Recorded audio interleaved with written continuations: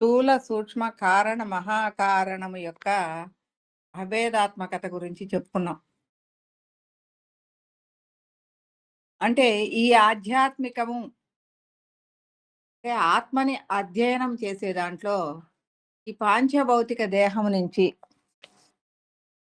మనము ఆత్మస్థితి వరకు చెప్పుకుంటూ వెళ్ళాం. ఈ పాంచభౌతిక దేహంగా ఎలా ఉన్నాము? ఈ పాంచభౌతిక దేహం గాదు.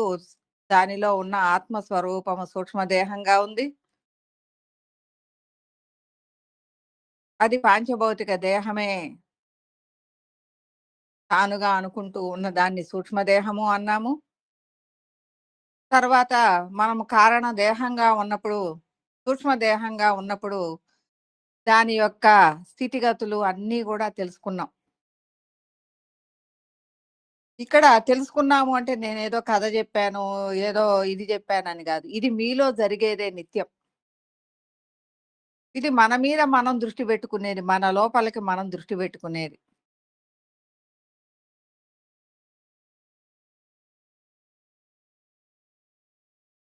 ఎలా ఉంటుంది ఈ దృష్టి అంటే, ఇప్పుడు చెప్పే విషయాలన్నీ గూడా నీలో నిరంతరము జరిగేయే. అలాగే కారణ దేహంగా ఎలా ఉన్నాం మనము? ఏమేమి తెలుసుకున్నాము? ఏ స్థితిలో ఉన్నాము?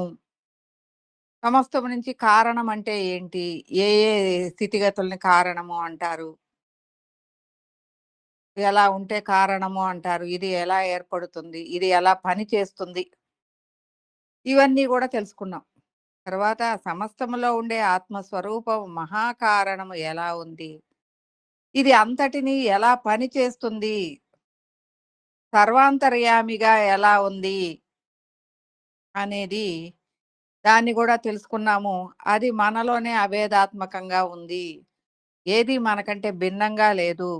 ఇహం మన లోపల ఉన్నది ఇహం, మన వెలుపల ఉన్నది పరం. ఈ 2 ఏకంగానే ఉన్నాయి. అనేది గూడా మనం తెలుసుకున్నాం.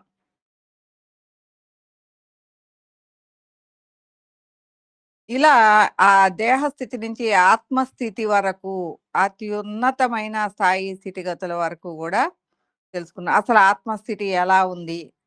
ఆత్మస్థితి నుంచి కదలని ఆత్మస్థితి ఎలా ఉంది? తర్వాత కదిలేది ఎలా ఉంది? అది అనేక మార్పులు చెంది ఎలా ఈ జగత్ స్థితిలోకి వచ్చింది? పంచభూతాత్మకంగా ఎలా ఉంది? జగత్తులో ఎలా ఉంది? ఇలా అనేక విషయాలు తెలుసుకుంటూ వచ్చాం మనం. ఈ జగత్ స్థాయి స్థితిగతులు నుంచి. అంటే ఇలా అంటే ఇంతకుముందు మనకు తెలియనియన్నీ గూడా మనం ఏం జేసాం? ప్రతి ఒక్కదాన్ని కూలంకషంగా తెలుసుకుంటూ వచ్చాం. అలాగే ఈరోజు మనోస్థితి, బుద్ధి స్థితి, జ్ఞాన స్థితి, స్వస్వరూప స్థితి. ఏదైతే స్థూలంగా ఉందో, స్థూలంలో ఉన్న స్థితిగతులు, సూక్ష్మములో ఉన్న స్థితిగతులు, కారణములో ఉన్న స్థితిగతులు, మహాకారణం కారణము నుంచి స్వస్వరూప స్థాయి, మహాకారణ స్థాయి యొక్క స్థితిలో ఉన్నప్పుడు, మనము మన యొక్క ఆలోచన స్థితిగతులు ఎలా ఉంటాయి? ఇంతకు ముందేమో మొన్నేం జెప్పాము? దేహ స్థితిగతుల నుంచి ఆత్మ స్థితిగతుల వరకు ప్రయాణం చేసాం. ఇప్పుడేం జేసామంటే మన మనసు, ఆలోచనలు, బుద్ధి, గుణాలు, అరిషడ్ వర్గాలు ఇవి మన మీద ఎలా పనిచేస్తున్నాయి? ఆత్మస్థితిలో ఎలా పనిచేస్తున్నాయి? మనము ఇప్పుడు కూడా ఇక్కడ గూడా దేహస్థితి నుంచి ఆత్మస్థితి వరకు ప్రతిదీ గూడా 1, 2, 3, 4 అనేక విషయాల్లో గూడా మనం 1, 2, 3, 4 అని చెప్పుకుంటున్నాం. అలాగే ఇది గూడా త్రిపుటులు అని కూడా దేహత్రయ, మనోత్రయ, బుద్ధి గుణత్రయ, కాలత్రయ, అవస్థాత్రయ అని త్రయాలను గురించి చెప్పుకుంటూ ఉంటాం. వాటిని త్రిపుటులు అంటాం. అలాగే నిన్నటి వరకు దేహత్రయ అయిపోయింది. ఈరోజు మనసు యొక్క త్రయం, మనోత్రయం.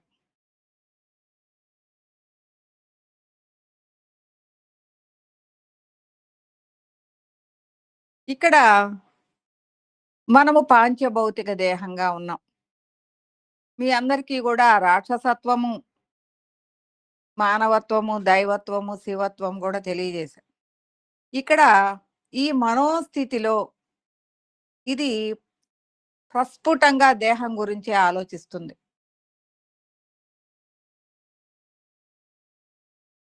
పూర్తిగా దేహమే నేను అనుకుంటుంది.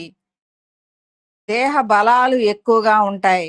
దేహ మోహాలు ఎక్కువగా ఉంటాయి. నేను వేరు.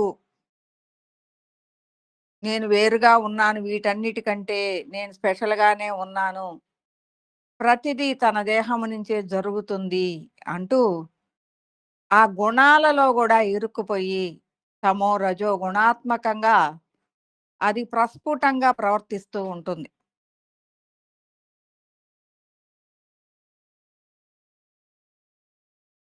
తన యొక్క ఆలోచనలన్నీ గూడా ఈ ప్రాపంచికంగా ఉంటాయి.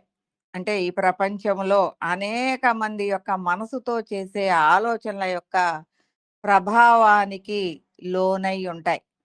అందువలన ఏంటి అంటే, ఈ మనోస్థితిలో ఉన్నప్పుడు ఆత్మ యొక్క స్థితిగతుల యొక్క కారణం నుంచి, మహాకారణం నుంచి వచ్చే ఈ సూక్ష్మం యొక్క ప్రభావం నుంచి వచ్చే లోపల ఆలోచనల్ని ఇది పసిగట్టలేదు. తీసుకోలేకపోతుంది. ఎందుకని? అంటే దానికి ప్రాపంచికమైన ఆలోచనలెక్కువ. ప్రాపంచికమైన కోరికలెక్కువ. అందువలన తన లోపల నుంచి వచ్చే ఆలోచన అనేది తను రిసీవ్ జేసుకోలేకపోతుంది. ఆ ఎరుకని అది గ్రహించలేకపోతుంది. అందువలన ఇది ప్రాపంచికమైన అంటే తన చుట్టూ ఉన్న విషయాలలోకి ప్రస్ఫుటంగా ఉంటుంది. అవన్నీ గూడా బాగా పనిచేస్తూ ఉంటాయి ఈ మనోస్థితిలో ఉన్న వాళ్ళకి. అలాగే మొన్న చెప్పాను. ఈ ప్రాపంచిక భావనలు, అనేక భావనలుంటాయి ప్రాపంచికంగా. అనేక విషయాలు మనము ఏదైనా విషయానికొస్తే పక్క వాళ్ళతోటి పోల్చుకుంటూ ఉంటాం. వాళ్ళలా చదువుతున్నారు పిల్లలు, వీళ్ళిలా ఉన్నారు, వాళ్ళ ఆస్తులు అలా సంపాదించుకున్నారు, వీళ్ళు ఇలా ఉన్నారు అంటూ ప్రతి ఒక్కటి గూడా సరిపోల్చుకుంటూ ఉంటాం. అలాంటి ప్రాపంచిక మనస్తత్వాలు అంటారు. అలాగే ఈ ప్రాపంచికంగా ఉన్న ప్రభావాలు, భావనా ప్రభావాలు కూడా అంటే ఎవరైనా మన గురించి ఆలోచిస్తుంటే అవి ప్రభావవంతంగా మన మీద పని చేస్తూ ఉంటాయి. కోపాలు వస్తూ ఉంటాయి. ఎలా ఉంటుంది అంటే అవతల వాళ్ళ ప్రభావము అనేది ఇప్పుడు ఎవరికన్నా కోపం వచ్చింది అనుకోండి.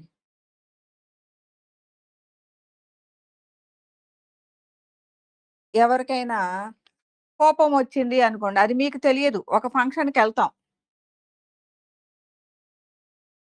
మీ చుట్టాల్లోనే ఒకళ్ళకి కోపం వచ్చింది అనుకోండి మీ మీద. అది తెలియదు. ఫంక్షన్‌కెళ్తాం. కానీ వాళ్ళని చూసి చూడక ముందే ఒక రకమైన భావనలోకి గురైపోతాం. ఆ ఫంక్షన్‌కెళ్ళాలనుకున్నప్పుడు వాళ్ళు గూడా వస్తారు అనుకున్నప్పుడు, అంతకుముందంతా బానే ఉన్నారు.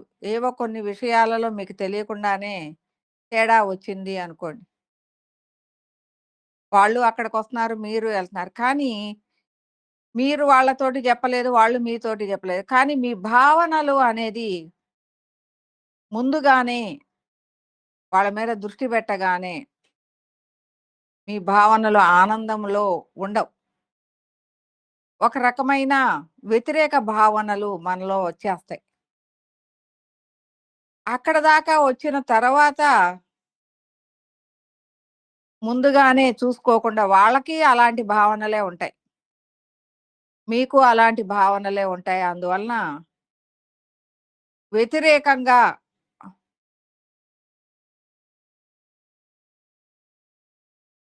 ఆలోచనలు కలిగి ఉంటారు గాబట్టి, కలవకుండా విడివిడిగానే ఎదురు పడకుండానే జాగ్రత్తగా ఉంటారు. ఎందుకంటే లోపల ఆలోచన అనేది సమంగా లేదు. అంటే ఇక్కడ ఎవరు గ్రహించారు? మీ లోపలదే. అక్కడ జరిగే ఈ ఆలోచన బయట మనసుతో వాళ్ళు జేసిన ఆలోచన, మీరు జేసిన ఆలోచన వాళ్ళు గ్రహించటం, వాళ్ళు జేసిన ఆలోచన మీరు గ్రహించటం జరుగుతుంది.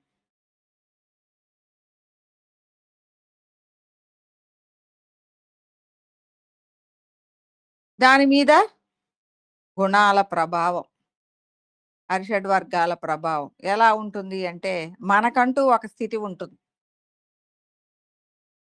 పలానా మంజులమ్మ అంటే ఒక స్థితి ఉంటుంది. ఇదిగో ఈమె ఇలా ఉంటుంది అన్న ఆలోచన ఉంటుంది. ఫలానా మోహన్ రెడ్డి గారు అంటే ఆయనకంటూ ఒక స్థితి ఉంటుంది. ఆయన ఇలా ఉంటారు. ఆయన ఆలోచనలు ఇలా ఉంటాయి. అనేది వెంటనే గుర్తుకొస్తుంది. ఎందుకు అంటే వాళ్ళ మీద ప్రభావంగా ఉన్న విషయాలతో వాళ్ళు ఎలా ఉంటారు అనేది ప్రస్ఫుటంగా ఎదుటి వాళ్ళు గ్రహిస్తూ ఉంటారు.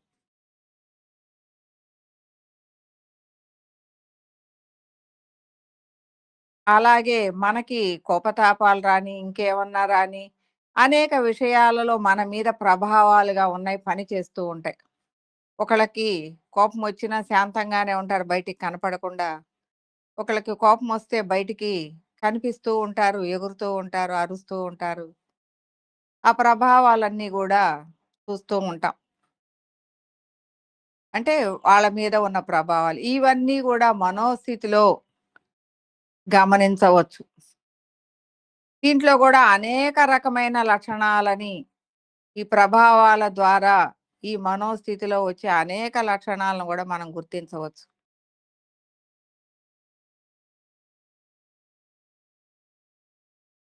ఎక్కువగా తమో రజో గుణాత్మకమైన ప్రభావాలతో క్రోధ మద మాత్సర్యాలతో ఉంటూ ఉంటాం.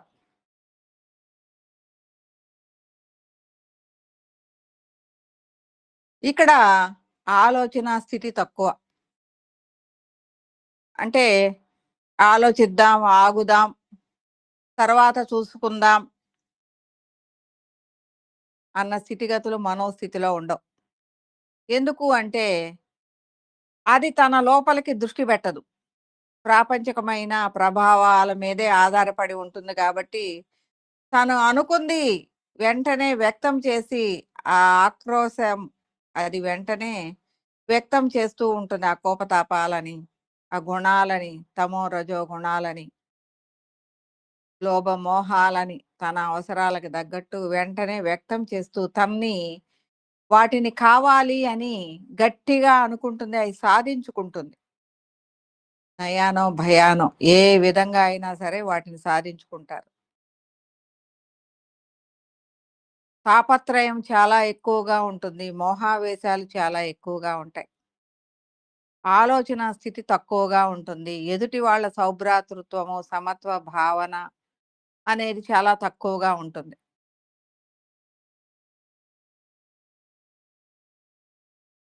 తన లోపలికి ఎప్పుడైతే ఇక్కడ ఈ మనోస్థితిలో విషయాలు తన మీద ప్రభావంగా చూపిస్తున్నాయి.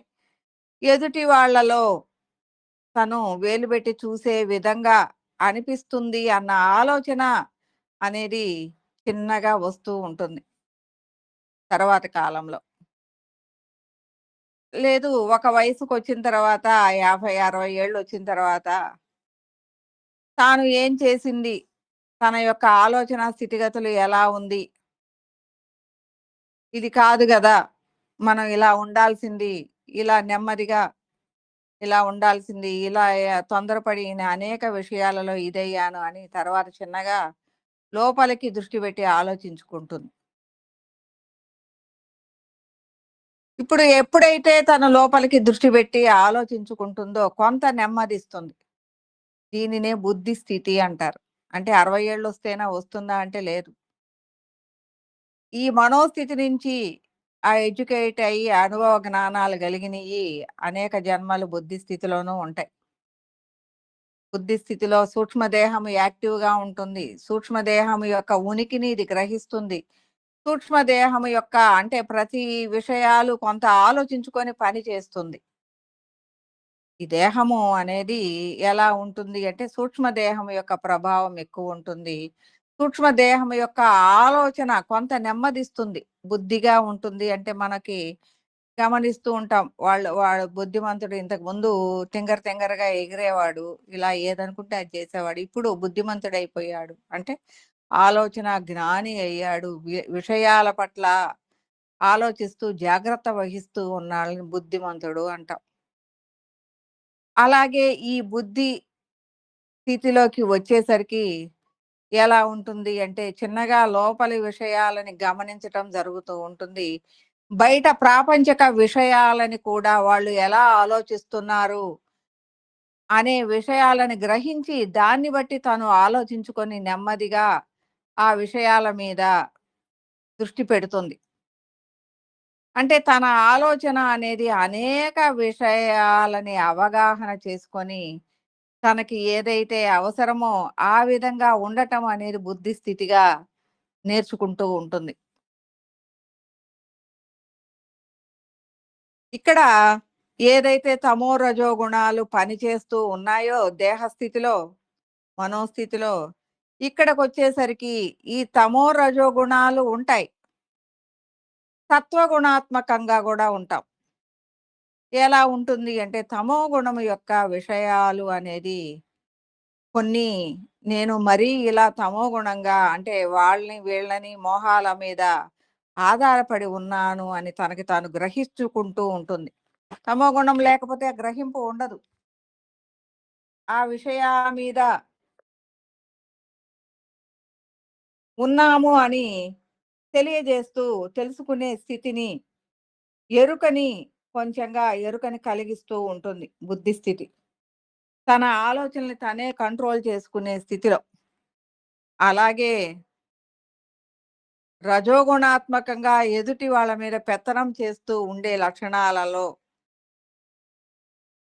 తనకి తాను ఎరుకగా నేను ఇలా ఉన్నప్పుడు అవతలి వాళ్ళ యొక్క ప్రభావాలు ఎలా వాళ్ళ మీద ప్రభావాలు ఎలా ఉన్నాయి? వాళ్ళు ఎలా ఫీల్ అవుతున్నారు? వాళ్ళు నా యొక్క ఒత్తిడికి, నా యొక్క పెత్తనానికి వాళ్ళు ఎలా ఇబ్బంది పడుతున్నారు అని గ్రహించగలిగే స్థితిలో అంటే ఎదుటి వాళ్ళ ఆలోచనలని కూడా గ్రహించగలిగే స్థితిలో ఉంటుంది. అలా గ్రహించి తనని తాను సరిచేసుకునే స్థితిలో ఉంటుంది. అలాగే ఎప్పుడైతే ఈ బుద్ధి స్థితిలోకి వచ్చిందో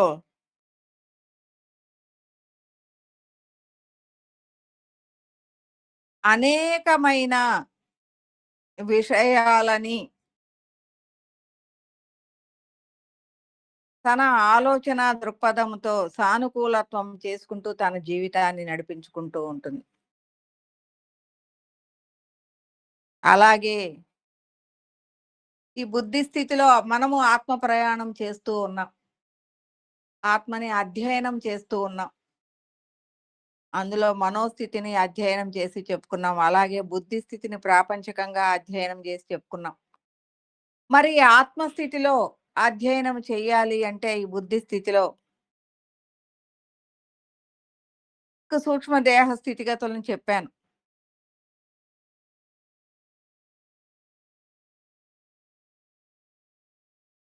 ఇది తనని తాను తెలుసుకుంటూ ఉండే దానిలో తన గుణాలను ఎరుకపరుచుకుంటూ ఉంటుంది. తాను ఎలాంటి ప్రభావాలకి లోనవుతున్నాను అనేది ఎరుకపరుచుకుంటూ ఉంటుంది. వాటి నుంచి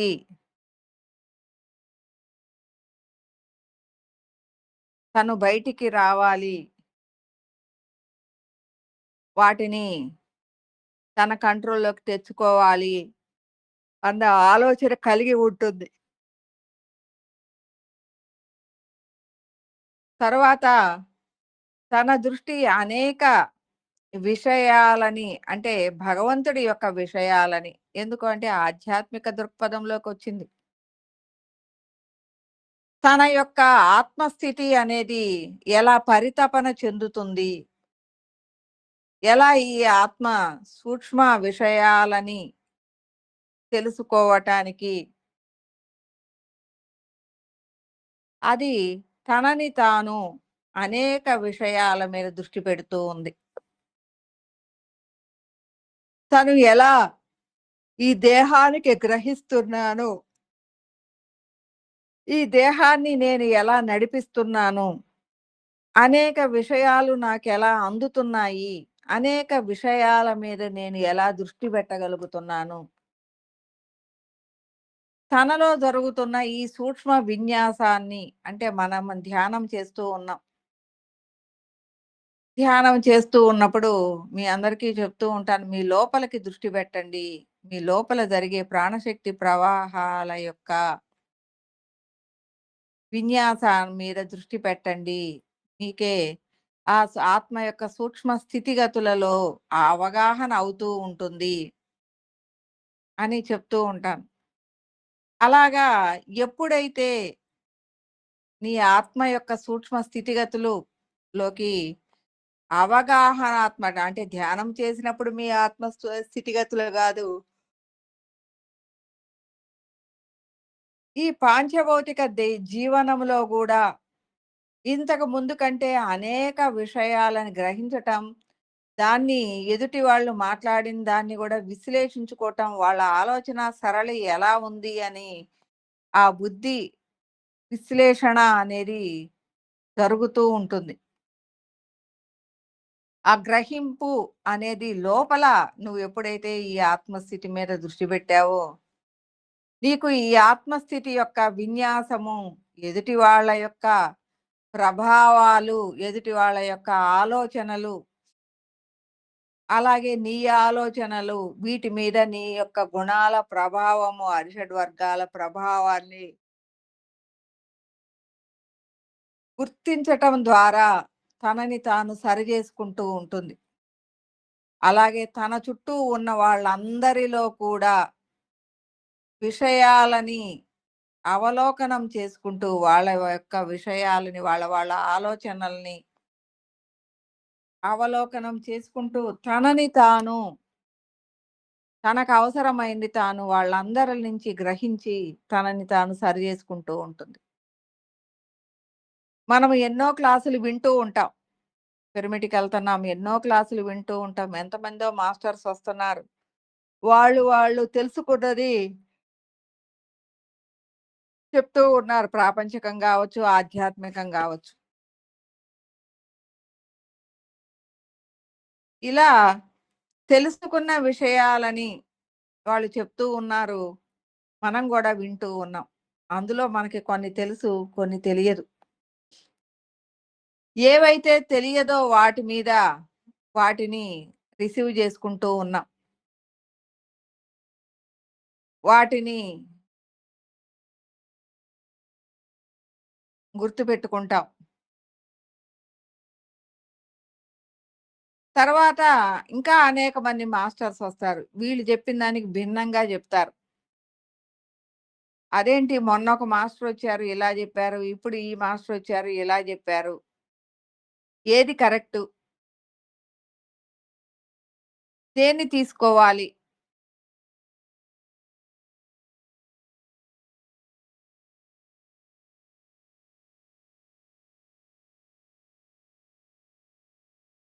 కొంతమంది జెప్తారు, దేహమే ముఖ్యం. దేహం ఉంటేనే గదా! మనం అధ్యయనం జేసేది. దేహం ముఖ్యం. దేహం మీద దృష్టి పెట్టండి. దేహ విషయాలు దెలుసుకోండి అని చెప్తూ ఉంటారు. కొంతమంది జెప్తారు, ఆత్మ ఆధ్యాత్మికము అంటే ఆత్మ స్థితిగతులను తెలుసుకోండి. ఆత్మ విషయాలను తెలుసుకోవటం ద్వారా మిమ్మల్ని మీరు తెలుసుకోండి. దేహ విషయాలు అవసరం లేదు అని చెప్తారు. ఇందులో మరి దేన్ని పట్టుకోవాలి? అనేది మనకిలాంటి వాళ్ళకి సందేహమొస్తుంది.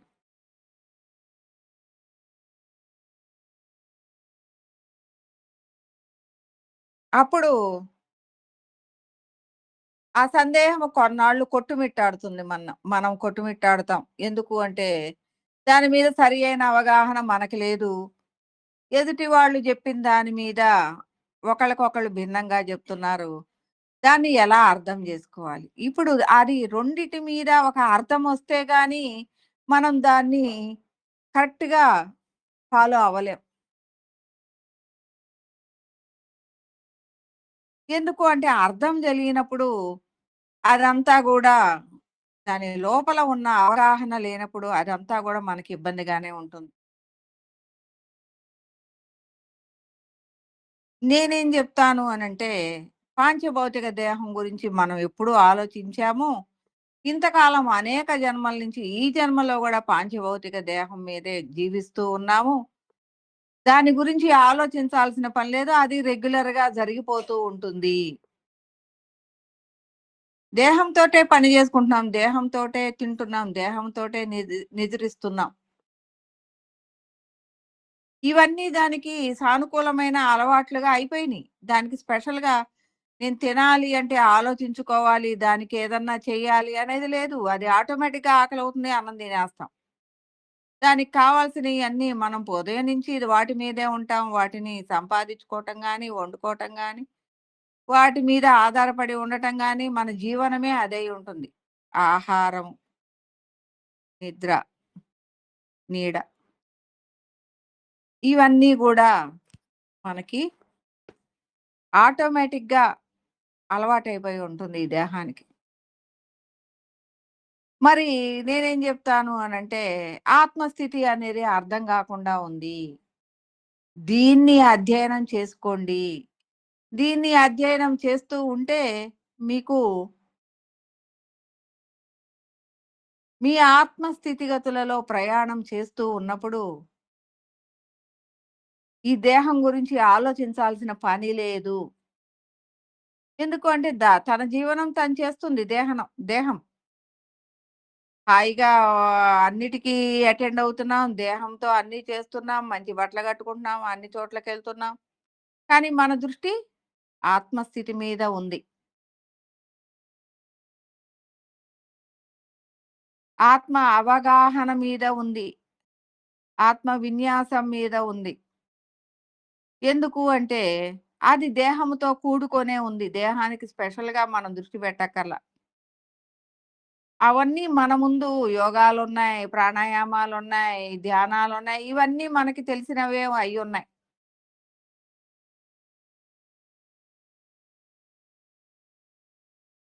దేహాన్ని పోషించుకోవటం, దేహాన్ని ఆటోమేటిక్‌గా జరిగిపోతుంది. దానికోసం మనం స్పెషల్‌గా దృష్టి పెట్టక్కర్లేదు. ఎందుకంటే ఇంతకాలం ఎన్నో జన్మలు ఇప్పటి వరకు గూడా ఈ 20 ఏళ్ళు, 30 ఏళ్ళు, 40 ఏళ్ళు, 60 ఏళ్ళు గావచ్చు.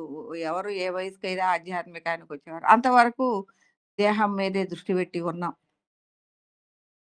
కాబట్టి ఇలాంటి విషయాలని మనం పక్కన పెట్టవచ్చు. ఆత్మని అధ్యయనం చేస్తూ ఉన్నప్పుడు దేహము అనేది దానితో పాటు ప్రయాణం చేస్తూ ఉంటుంది. దేహ అధ్యయనం, దేహ అవగాహనలు పెరుగుతూ ఉంటాయి.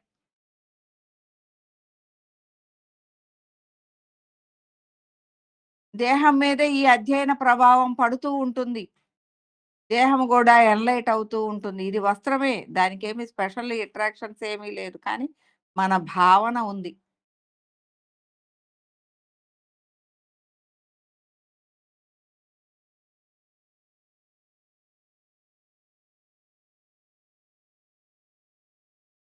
అందువలన నేనేం జెప్తాను అంటే ఆత్మని అధ్యయనం చేయండి. ఆటోమేటిక్‌గా దేహం దాన్ని ఫాలో అయిపోతుంది.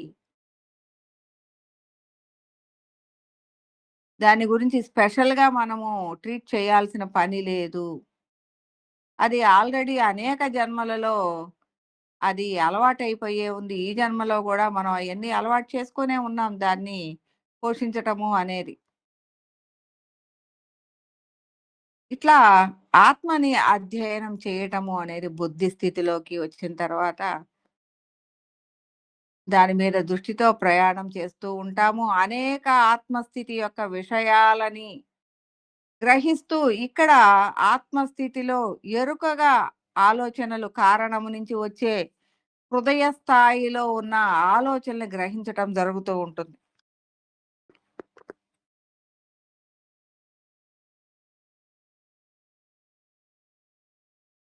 ఇంతకుముందు మనోస్థితిలో ఉన్నప్పుడు గ్రహించలేకపోయాం. అందువలన 1కి 100 మనసుతో ఆలోచనలు జేసి గజిబిజి అయ్యి జీవితాన్ని గజిబిజి చేసుకుంటూ ఉన్నాం.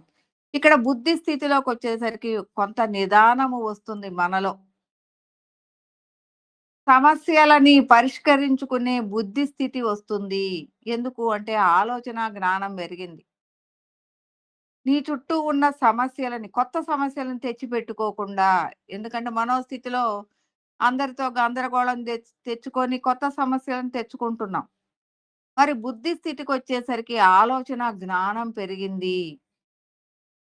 మనం ఏం చేస్తే అవతల నుంచి ఎలాంటి ఇబ్బందులొస్తాయి అనేది గ్రహించగలిగిన స్థాయిలో ఉంటుంది. అందువలన ఏం చేస్తుంది? తనని తాను గ్రహిస్తుంది. తనని తాను గ్రహించి, తనని తాను సరి అయిన దారిలో తన ఆలోచనలు పెట్టుకుంటుంది. అలా తను ఆత్మస్థితిలో ప్రయాణం చేస్తూ ఉంటుంది. మామూలుగా ఇంతకుముందు ఒక ఎగ్జాంపుల్ చెప్తూ ఉండేదాన్ని.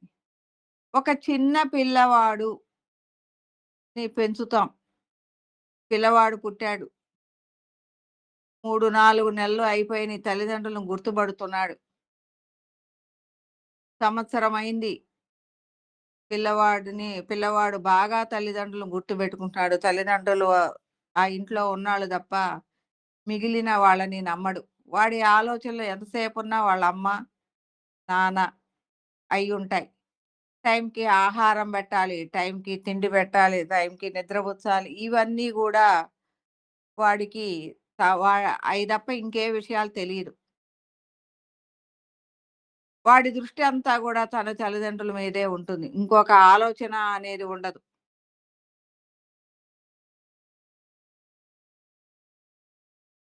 అలాగే ఈ దృష్టి ఈ పిల్లవాడు స్కూలుకెళ్తాడు. స్కూలుకెళ్ళినప్పుడు మొదట్లో స్కూలుకెళ్ళినప్పుడు గూడా అది వాడి దృష్టి ఎప్పుడు ఇంటికెళ్దామా, అమ్మ దగ్గరికెళ్దామా అన్న విధంగానే వాడు ఏడుస్తూ దుఃఖంగా ఉంటాడు.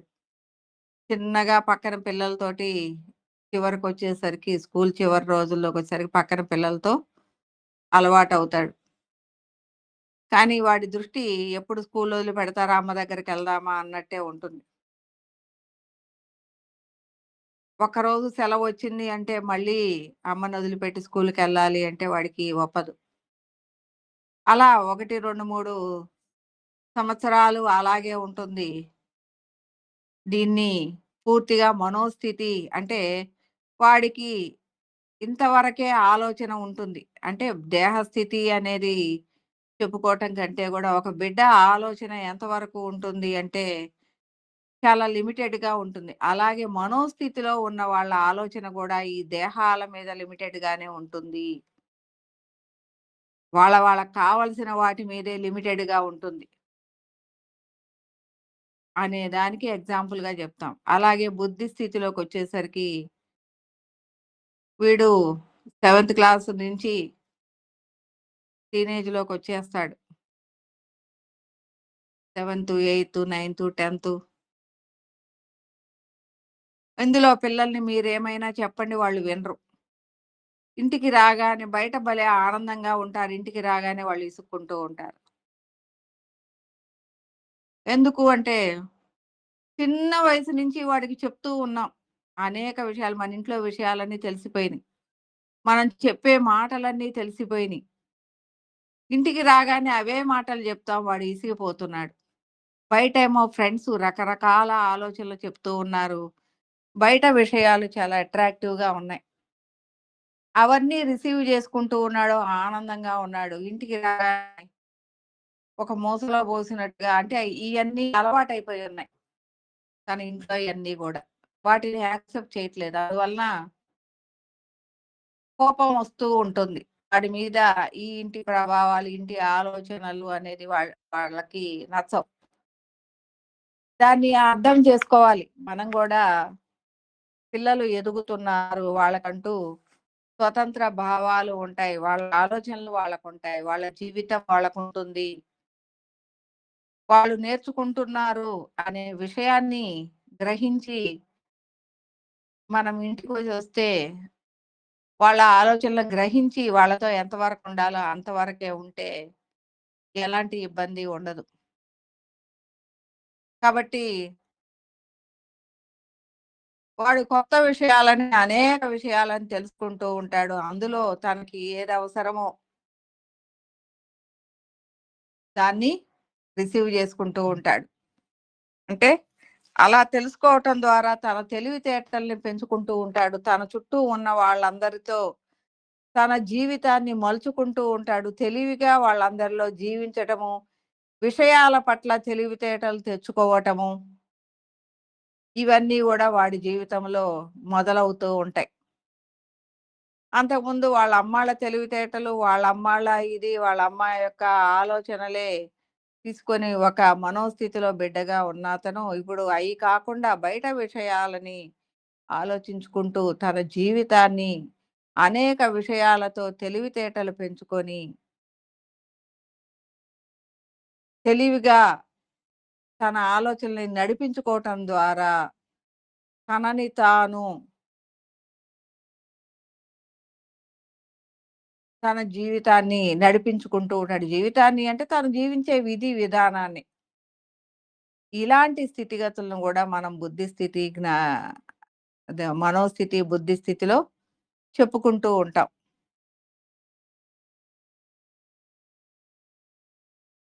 మరి జ్ఞాన స్థితిగతులకొస్తున్నాం.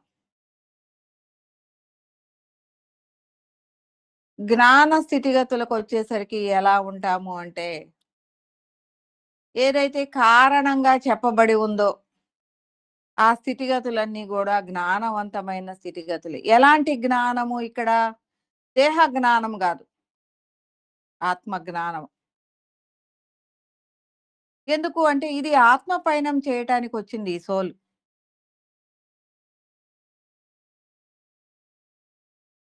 తనని తాను ఎరుకపరుచుకుంటూ ఉంది. అలాంటి స్థితిలో జ్ఞాన స్థితిలోకి వచ్చేసరికి తను ఒక పూర్తి ఆత్మ స్వరూపము అనేది అవగాహన అవుతుంది. బుద్ధి స్థితిలో అనేక విషయాలని ఎరుకపరుచుకుంది. తన యొక్క ఆలోచన స్థితిగతులన్నిటినీ గూడా స్థిరపరుచుకొని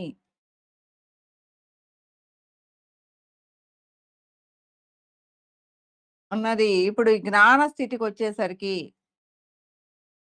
తన యొక్క ఆత్మస్థితి అనేది అనేక జన్మలుగా ఈ సకల చరాచరములో కూడా తను జీవించే ఉన్నది అన్న విషయాల మీద దృష్టి పెట్టి తెలుసుకుంటుంది. ఇక్కడ ఏదైతే షట్చక్ర విన్యాసము మనం చేసి ఉన్నామో, ఆ షట్చక్ర విన్యాసము ద్వారా షట్చక్రాలలో ఉన్న జ్ఞానము అనేది చైతన్యాత్మకంగా మనం ఈ షట్చక్ర విన్యాసం చేసి ఈ ఆత్మస్థితి మీద దృష్టి పెట్టినప్పుడు ఊరికినే గాదు. మనలోకి మనం దృష్టి పెట్టినప్పుడు మాత్రమే ఈ ఆత్మ చైతన్యం జరుగుతుంది. ఈ షట్చక్ర విన్యాసం చేస్తూ మన మీద మనం దృష్టి పెడుతూ ఉంటాం. ఈ ఆత్మ జ్ఞానం మీద దృష్టి పెడుతూ ఉంటాం. ఇలా ఈ దృష్టి పెట్టినప్పుడు ఈ ఆత్మలో జ్ఞానము చైతన్యవంతం అవుతూ ఉంటుంది. ఈ చైతన్యవంతం అవ్వటమే ఈ సకల చరాచరములో గూడా మనము అన్నిటిలో జీవించి ఉన్నాము అనే జ్ఞాన అవగాహనలని మనం తీసుకుంటూ ఉంటాం. ఇంతకుముందు లేదు ఈ జ్ఞానం. ఇప్పుడు దృష్టి పెట్టటం వలన చిన్నగా నీలో చైతన్యాత్మకంగా భూతకాలపు జ్ఞాన అవగాహనలు నిక్షిప్తముగా ఉన్న జ్ఞాన అవగాహనలు అనేక జన్మలుగా నిక్షిప్తంగా ఉన్న జ్ఞాన అవగాహనలు చైతన్యాత్మకంగా నీలో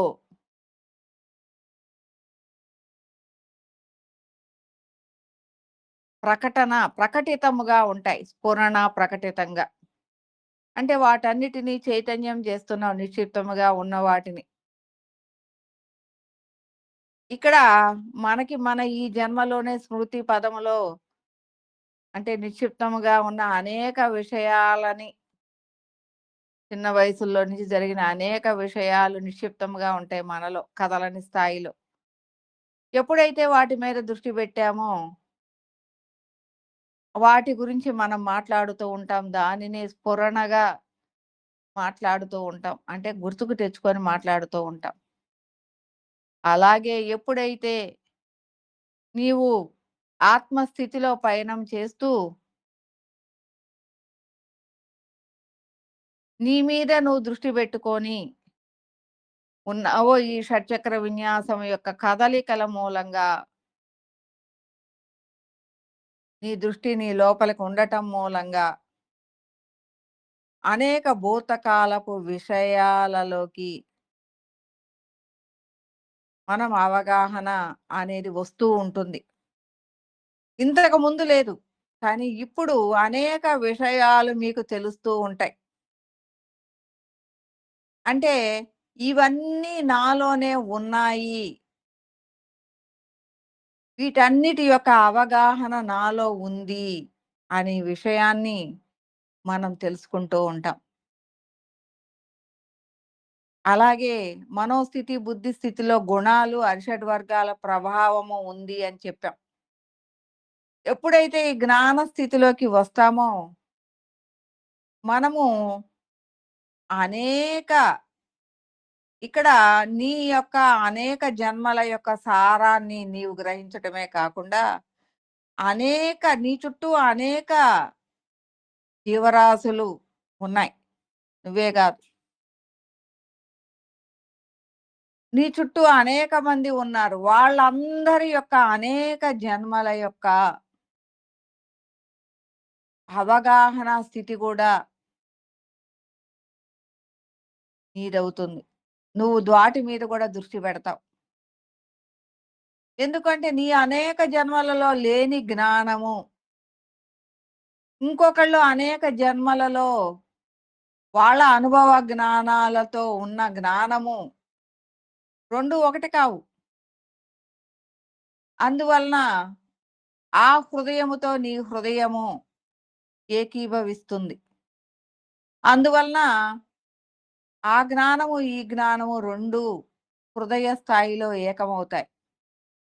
అలాగే అనేక వాటిటి మీద అనేక స్వరూపాలలో ఉన్న జ్ఞానాన్ని కూడా ఇది అవగాహనగా చేసుకుంటూ ఉంటుంది. జ్ఞాన స్థితిలో. అందువలన అనేక సూక్ష్మ విషయాల యొక్క పరిజ్ఞానము అనేది తనదవుతుంది.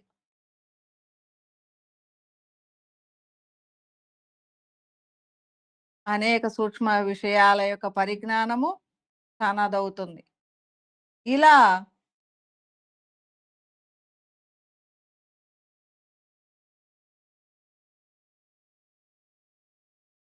తన మీద ఉన్న ప్రభావాలుగా ఉన్న గుణాలని, అరిషడ్ వర్గాలని తను ఎరుక చేసుకుంటూ ఉంటుంది. ఎందుకంటే అనేక స్వరూపాల జ్ఞానము తనలో ఉంది. తన యొక్క అనేక జన్మల జ్ఞానము తనలో ఎరుకలో ఉంది. ఇదంతా యాక్టివ్‌గా ఉంది కాబట్టి తన మీద ఉన్న కర్మలు, తన మీద ఉన్న గుణాల ప్రభావాలు, అరిషడ్ వర్గాల ప్రభావాలు తన మీద ఎలా పని చేస్తున్నాయో ఎరుకలోకొస్తుంది. ఎలా వాటిని అరికట్టవచ్చో, వాటి ప్రభావాల నుంచి నేను ఎలా వాటిని అధిగమించాలి అనే విషయ పరిజ్ఞానం కలిగి ఉంటుంది ఈ జ్ఞానస్థితి.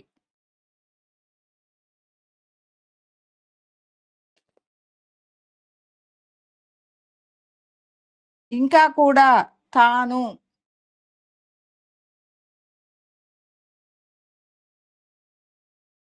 ఈ భూతకాలమే కాదు,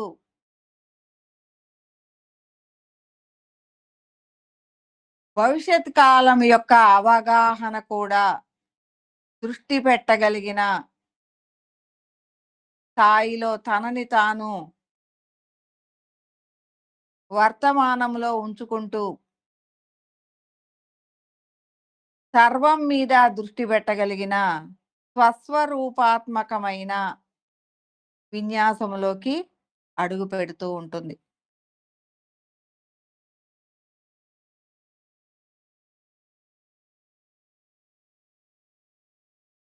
ఇక్కడ ఆత్మస్థితిని అవగాహన చేసుకుంటుంది.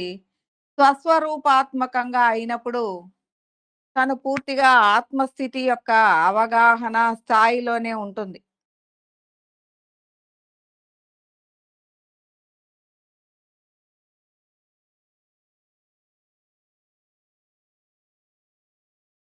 ఇలా ఈ జ్ఞాన స్థితిలో ఉన్నప్పుడు సర్వం మీద ఒక అవగాహన వస్తుంది. ఎందుకు అంటే తన చుట్టూ ఉన్న ప్రతిదీ తనకులాగానే ఉంది. అనేక జన్మలలో తనకులాగానే జీవించి అనుభవ జ్ఞానాల ద్వారా ఉంది అన్న అవగాహన ఉంటుంది కాబట్టి, ఇప్పటి వరకు మనోబుద్ధి స్థితులలో వేరువేరుగా చూసింది జ్ఞాన స్థాయిలో అవగాహన పెంచుకొని, తాను అన్నిటికంటే వేరుగా లేదు. అవి ఉన్నట్టే నేను ఉన్నాను. ఇవన్నీ నాకులాగానే ఉన్నాయి అని ఇంతకుముందు తరతమ భేదాలు ఉన్నది. ఇప్పుడు ఆ తరతమ భేదాలనన్నిటినీ కూడా వదిలివేస్తూ ఉంటుంది.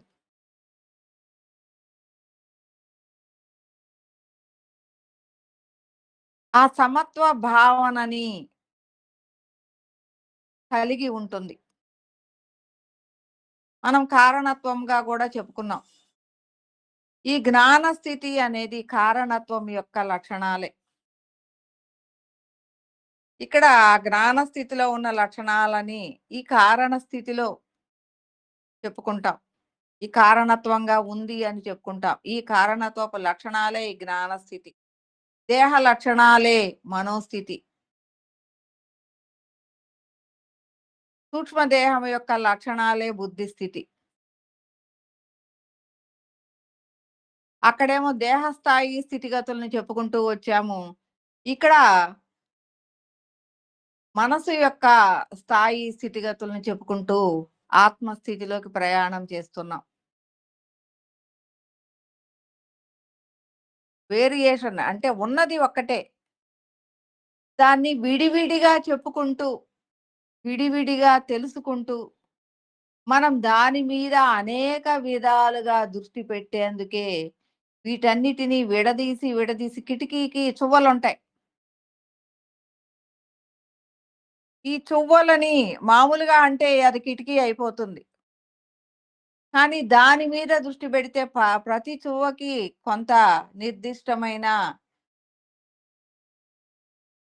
దూరం ఉంటుంది. మనం చూస్తూ ఉన్నప్పుడు ఈ ముందు ఆ ఊచలు కనపడతాయి. దాని మధ్య ఖాళీలు కనపడుతూ ఉంటాయి. చూడంగా చూడంగా ఊచలు కనపడవు. ఒట్టి ఖాళీలే కనిపిస్తూ ఉంటాయి. అలాగే మనము అనేక విషయాలతో మనము ఈ ఆత్మస్థితిని విడివిడిగా చేస్తూ చూస్తూ వచ్చాం. అంటే అనేక దేహాలలో ఉన్న ఏకంగా ఉన్న ఆత్మస్థితిని మనం దర్శించలేము. ఈ కిటికీ చువ్వలు చూసినట్టే విడివిడిగా చూస్తూ ఉన్నాం. కానీ వాటన్నిటిని చూస్తూ ఉన్నప్పుడు ఇంకా ఆ చువ్వలు కనపడవు. అంటే ఆ విడివిడి చేసే చువ్వలు కనపడకుండా పూర్తి ఖాళీ స్థితిని మనం దర్శించగలం. అలాగే ఆత్మస్థితిలో కూడా ఈ ఊసలన్నీ అంటే ఈ దేహాలన్నీ గూడా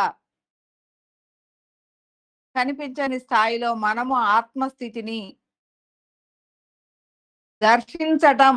దర్శించటం అంటే కళ్ళకి కనిపిస్తుందా అంటే కళ్ళకి కనిపించదు. నీ అవగాహన, నీ అనుభూతి పొందుతూ ఉంటాం. ఆత్మ దర్శనం, హృదయ దర్శనం అంటాం.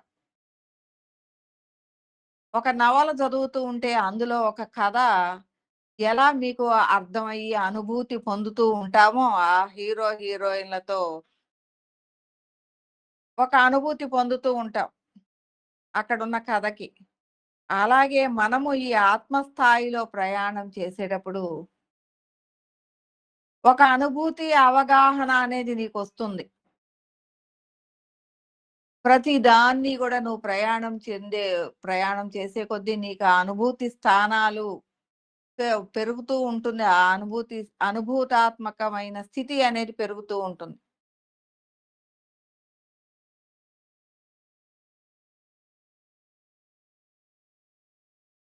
కాబట్టి నీవు దాని గురించి మాట్లాడగలిగిన స్థితి, నీకు అవగాహన అయ్యే స్థితి అనేది వస్తుంది. దేన్నైతే అనుభవించి అనుభూతి పొందుతున్నావో, దాన్ని నిర్దిష్టంగా చెప్పగలిగిన స్థాయి, స్థితిగతులు నీలో అవగాహన అవుతూ, దాని గురించి తెలుస్తూ ఉంటుంది. ఇది జ్ఞాన స్థితి. కాబట్టి